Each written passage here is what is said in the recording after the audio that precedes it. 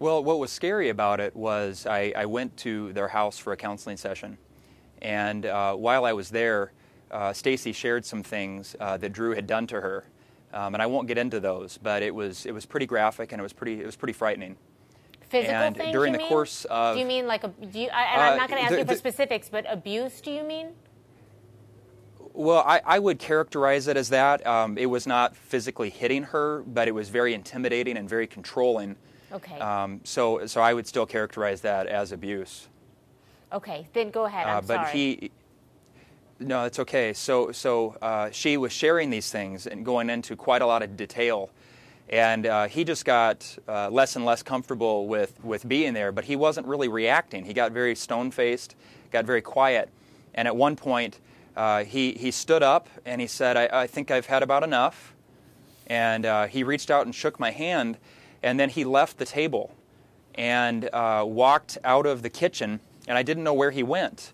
And I was very uncomfortable with the fact that Stacy had just shared with me some very graphic details as to what Drew had done to her.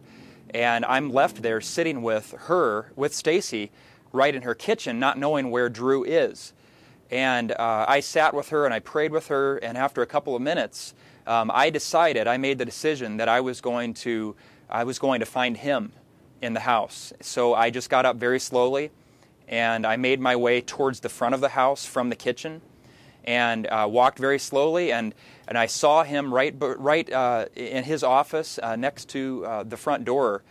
He was standing behind his desk, which I believe was his office area, and he had his hands behind his back. It was a very strange way to be standing when you're all by yourself, was my assessment of that. So what I did, I made the decision to close the distance with him instead of waiting for him to come towards me.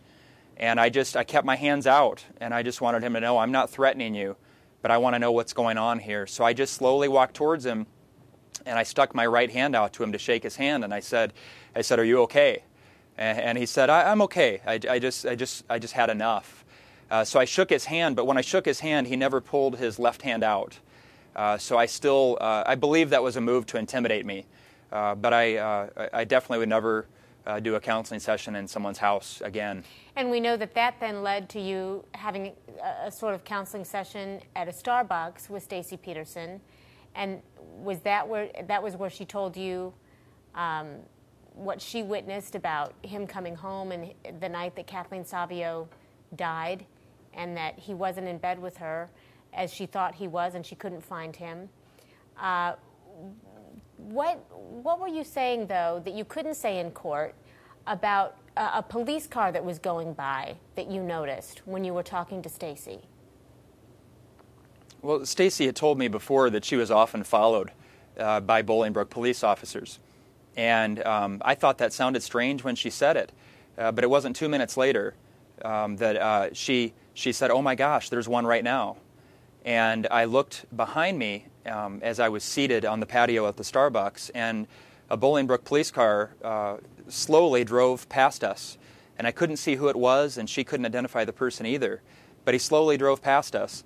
And I thought, well, maybe that's just a coincidence. I mean, we're sitting in Bolingbrook. Maybe it's just a coincidence. But the car drove around the Starbucks, and then about a minute later, 90 seconds later, it turned back around and came right past us again. And I just immediately believed that she was right, that she was being followed on a consistent basis. And it was a pretty scary moment.